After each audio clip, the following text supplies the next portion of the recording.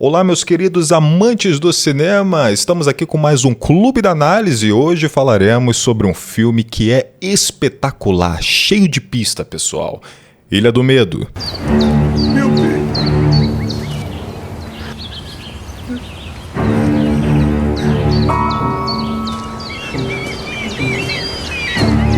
Vamos colocá-los na mesa, Andrew.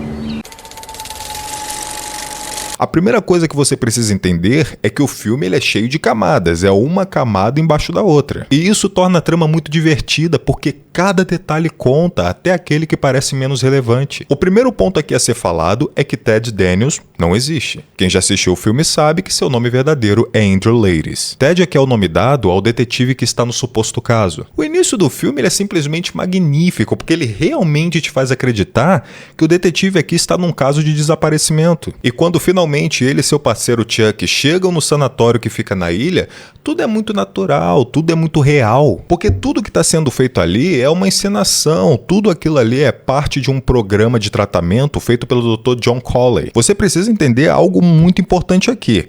Andrew, ele está no meio de dois impasses. Ele é o interno mais perigoso da ilha e está internado ali porque matou sua esposa com um tiro a queima-roupa na barriga. Só que por não aceitar a realidade do que aconteceu, ele cria uma espécie de mundo de fantasia na sua cabeça. E quais são esses dois tipos de impasses? São dois tipos de tratamentos. A notícia boa é que o primeiro tratamento implica em algo leve. Montar uma cena ou cenário em que o paciente lembre o que aconteceu e com isso recobre a razão. E por isso está todo mundo encenando na ilha. Os guardas, os médicos, a equipe de enfermagem, os funcionários, até mesmo os pacientes, eles também estão encenando ali. Já o segundo método não é tão legal. Entenda bem, se Andrew falhar no primeiro método, ele vai ter que passar por uma lobotomia, e esse era o método mais agressivo da época. Vamos entender o que é uma lobotomia. Lobotomia era um procedimento cirúrgico no cérebro, ele foi ali desenvolvido no século XX para poder tratar transtornos mentais. Em outras palavras, deixar aquele paciente que é muito agressivo, mais calmo, mais dócil. Deixa eu aqui até mostrar um vídeo para vocês, só para vocês terem ideia de como o procedimento ele era agressivo.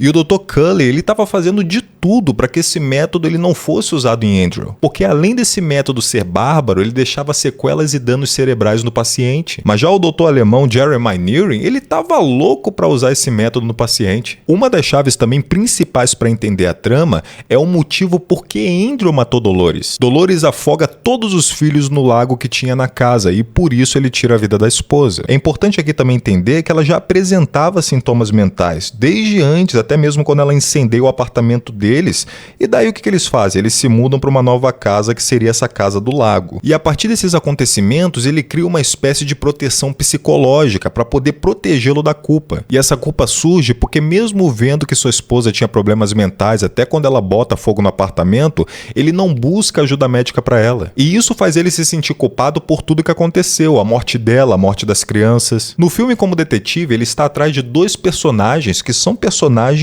chaves ali pra trama. Ele está atrás de Andrew Ladies, que seria ele mesmo. Só que vocês reparem que essa versão dele é uma espécie de vilão da história. Você vê que aqui Leiris, ele é uma espécie de maníaco incendiário. Ele mata ali a esposa dele e com isso você vê que o cérebro dele ali tá tentando criar um personagem para poder transferir toda a culpa. Tanto que a gente consegue ver que nos devaneios dele, Leiris ali ele tem uma aparência de monstro psicopata. E é como eu falei antes, agora é assim que a mente dele associa ele, como um monstro. A segunda personagem seria a paciente desaparecida Rachel Solando. Rachel aqui é apenas uma enfermeira que também está interpretando o papel para poder ajudar Andrew a lembrar de tudo. Tanto que na história fictícia ela teria matado seus filhos assim como Dolores fez, e também ela age como se estivesse em casa, assim como Andrew está fazendo. Vocês lembram quando eu falei para vocês que o fato da mulher dele ter afogado as crianças no lago seria uma parte crucial? Essa questão do afogamento, ela desencadeia também alguns mecanismos de defesa na sua mente. Nós precisamos entender que Andrew aqui ele está no estado de negação, aqui a sua mente está tentando protegê-lo da verdade. Então um desses mecanismos de defesa é evitar a água, seja ignorando ou criando uma espécie de fobia. Então vão ter cenas que ele vai ter medo da água e outras ele vai apenas ignorá-la, como se ela não existisse. A gente até vê essa questão de ignorar a água na cena do copo. Eu confesso pra vocês que eu demorei a entender essa cena. Porque numa cena, quando ele está falando com uma paciente, ela pede um copo d'água. Quando ela vai beber essa água, o copo ele simplesmente desaparece, mas depois ele aparece de novo do lado dela, mas vazio. Por isso que eu falei pra vocês, se você não entender que o filme tem camadas, você provavelmente não vai entender muita coisa do filme. Quando ela está bebendo, o copo simplesmente some. Isso ali é a mente evitando, ignorando qualquer imagem, qualquer contato com a água. Isso é a mente dele criando um cenário sem água, e o copo aparece depois porque ela já tinha bebido a água, então não tem por que agora a mente dele querer esconder o copo. No início do filme a gente vê que ele está passando mal por causa do enjoo do barco, mas na verdade ele está com esse mal-estar por causa da água do mar.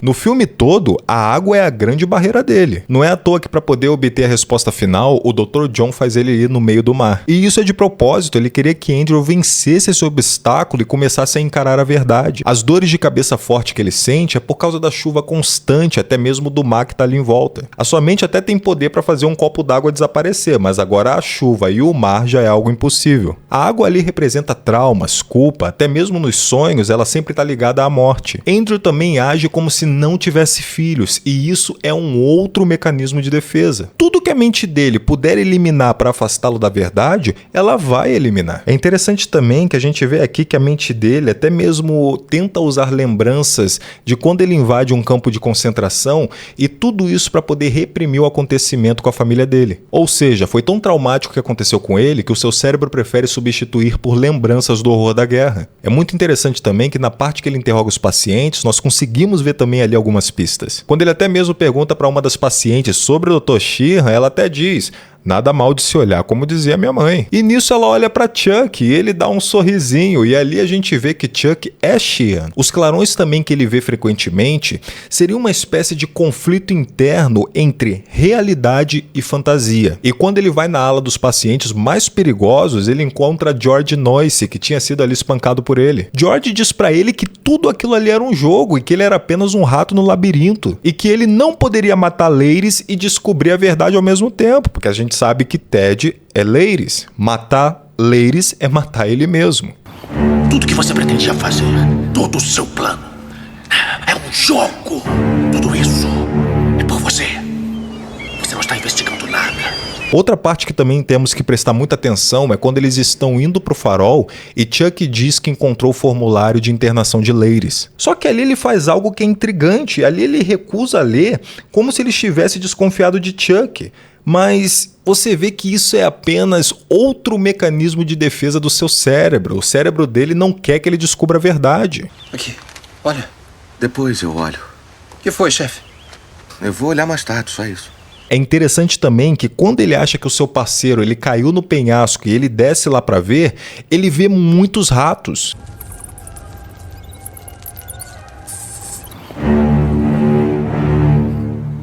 E para você também entender essa parte, precisa prestar muita atenção nos detalhes do filme. Aquele monte de rato ali são alucinações criadas pela sua mente desde a última vez que ele falou com George Noyce. Você é a droga de um rato, não labirinto. E logo depois ele olha para cima e vê uma caverna acesa com fogo, e ali ele encontra mais uma alucinação. E na caverna ele acredita que encontrou a verdadeira Rachel Solando, só que ali nada é real, nem mesmo fogo. E essa parte aqui ela também é muito interessante, porque quando ele tá ali com ela, ele começa a tremer muito, e ela diz que o motivo da tremedeira é por causa dos remédios que eles colocaram no cigarro. Mas na verdade aqui a gente tem dois fatores, a abstinência que ele estava sentindo por causa da falta dos remédios e por causa do frio que estava ali. Tanto que ele vai aquecer a mão no fogo, só que o fogo não existe, assim como a mulher. Outro ponto que também é importantíssimo, a mulher dele aparecia constantemente dizendo para ele não ir pro farol. A mulher dele ali é outro mecanismo de defesa criado pelo cérebro. Ali o cérebro quer mais uma vez afastar ele da verdade. E quando finalmente ele chega ao farol,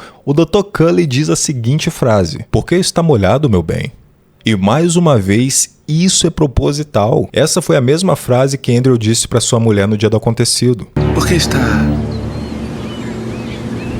toda molhada, meu bem? O doutor queria usar ali essa frase como uma espécie de gatilho. E ele também mostra a foto da sua filha morta porque o cérebro dele não conseguia ignorar isso por completo. E esse foi o maior trigger de todos, o maior gatilho, porque agora ele consegue lembrar o que aconteceu. E essa história ela se torna muito triste, porque ele se torna um alcoólatra por tudo que ele viu na guerra, nos campos de concentração. E já a mulher dele era bipolar e depressiva, tornando o cenário totalmente caótico. E o final é a parte mais complicada de se entender, só que tem uma questão que ela muda tudo. Para ver se Andrew estava bem, o Dr. Sheehan vai lá como Chuck para poder falar com ele. Tenho que sair dessa ilha, Chuck. Voltar para o continente, porque este lugar realmente é horrível. Não se preocupe, parceiro, eles não vão nos pegar. E ele então olha para o Dr. John e assina com a cabeça que não, sinalizando que não tinha funcionado.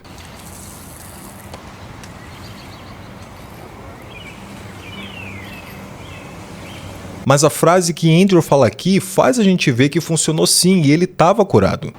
O que seria pior? Viver como um monstro ou morrer como um homem bom?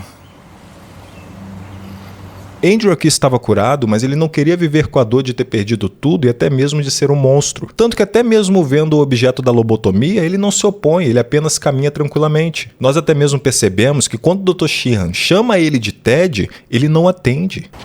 Ted? E aqui praticamente ele está dizendo: eu sou o Andrew. Meus queridos amantes do cinema, esse aqui foi o nosso Clube da Análise. Muito obrigado pela sua atenção. Não se esqueça, vídeo toda semana e até a próxima.